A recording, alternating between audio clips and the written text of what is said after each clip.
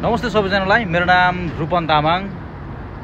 अहिले चाहिँ 7 समुद्र पारी भिरान जापानबाट नेपालदेखि जापान आएको 2 वर्ष कम्प्लिट भएर अहिले 3 वर्षको दौडानमा हो। धेरैलाई थाहा होला, कमैलाई थाहा नहोला हैन। म चाहिँ नेपालदेखि एसएसडब्ल्यू भिसाबाट जापान डाइरेक्ट वर्किङ भिसामा आएर काम गरिरहेको छु भनेर।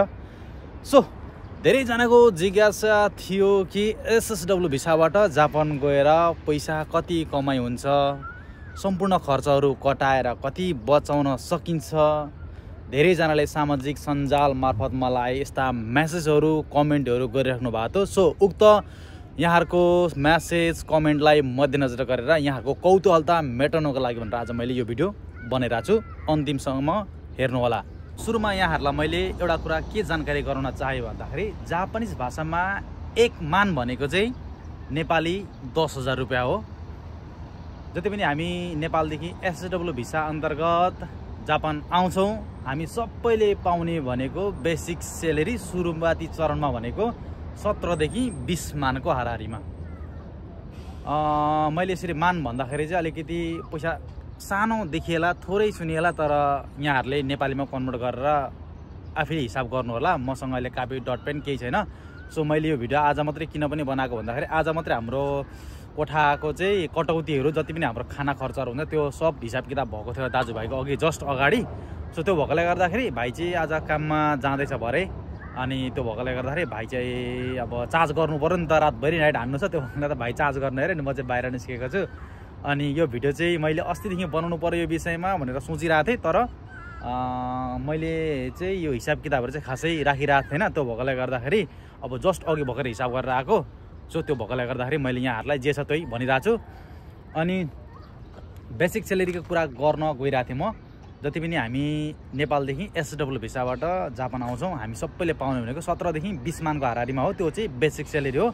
अब यहाँनिर चाहिँ डिफ्रेन्ट पार्ने सेलेरी धेरै थोरै हैन भनेको चाहिँ यहाँनिर चाहिँ यो कम्पनीमा अब काम के कति चल्छ भन्ने कुरामा चाहिँ एकदमै भर पर्छ। त्यो भएकोले गर्दाखेरि अब कसैको धेरै हुने, कसैको थोरै हुने, कसैको हप्तामा 2 दिन बिदा, कसैको 1 दिन मात्रै हुन्छ। सो मैले चाहिँ यहाँहरूलाई जानकारी के दिन चाहन्छु भन्दाखेरि जुन अहिले मैले भोगिरहेको छु त्यो कुरा मैले यहाँहरूलाई जानकारी दिन गइरहेको छु।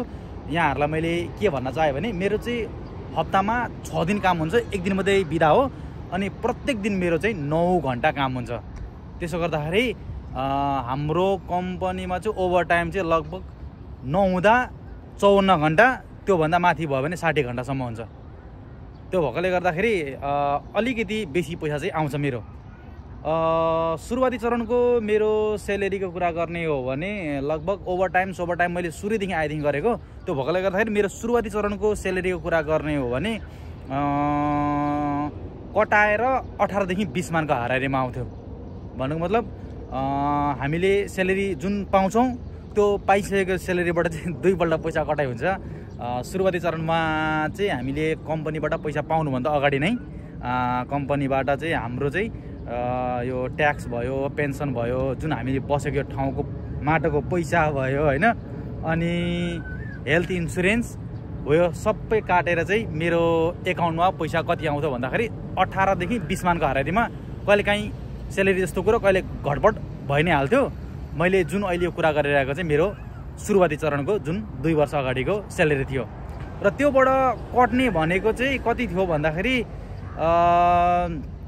सेलेरी आउनुभन्दा अगाडि मेरो एकाउन्टमा आउनुभन्दा अगाडि चाहिँ लगभग 4 देखि 5 मानको हाराहारीमा सुरुमै कटेर आउँथ्यो। अनि त्यस पछाडि फेरि कट्थ्यो कहाँनिर भन्दाखेरि कोठा भाडा, खाना, अनि पानी, बिजुली बत्ती यावत कुराहरूमा कट्दाखेरि चाहिँ लगभग कोठा भाडा मेरो 4 मान थियो।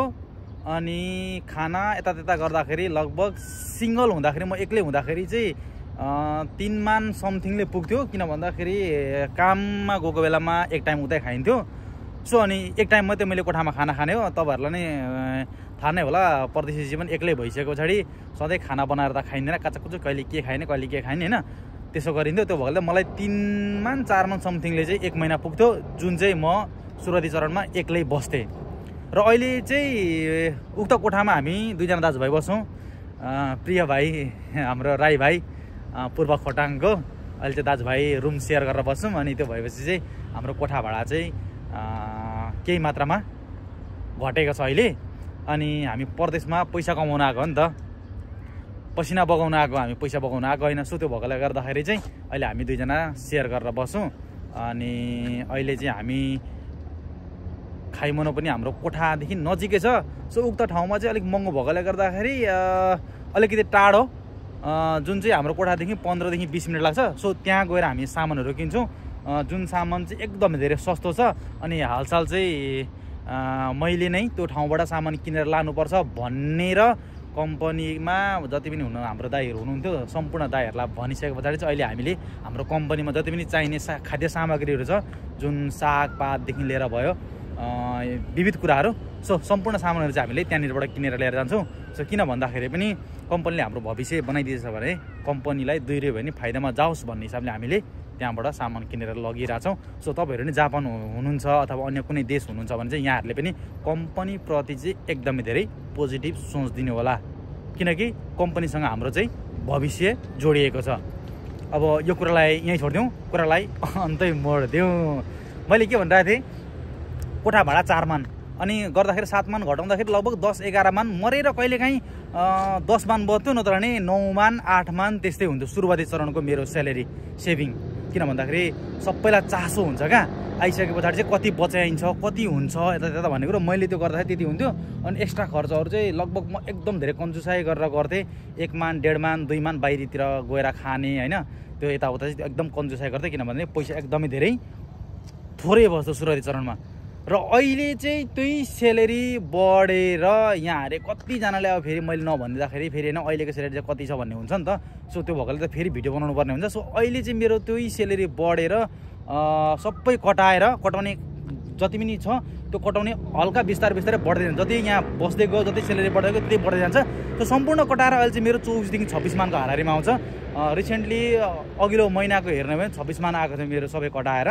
अनि त्योबाट चाहिँ अब खाना खर्च यता त्यता भनेको चाहिँ अब पहिला 4 मान कोठा भाडा तिरिन्थ्यो भने अहिले 2 मान मात्रै कोठा भाडा तिरिन्छ। अनि खाना खर्चमा चाहिँ आज हाम्रो 2 जना दाजुभाइको हिसाब गर्दाखेरि 9 मान भए चाहिँ 1 महिनामा खाना सम्पूर्ण बत्ती तातो पानी अनि यो के अरे कोठा भाडा गर्दाखेरि 9 मान भएछ। 2 जनालाई भाग गर्दाखेरि चाहिँ 4.5 मान परेको थियो।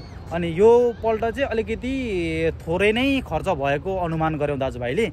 किन भन्दाखेरि अघिल्लो महिना अलिक सामान बेसी किनेको थियौँ, त्यो भएकोले गर्दा यो महिना चाहिँ अलिकति थोरै भए जस्तो भयो। अनि यहाँहरूले यसो चाहिँ हिसाब गरिसक्नु भयो होला होइन, मेरो अहिलेको स्यालेरी अनि पहिलाको स्यालेरीबाट मैले अघि नै भनेको 1 लाख रुपियाँ बढ्थ्यो। अहिलेको एभरेजमा हेर्नु चाहिँ लगभग 2 जति चाहिँ बचाउँछु कि भन्ने फिल हुन्छ मलाई।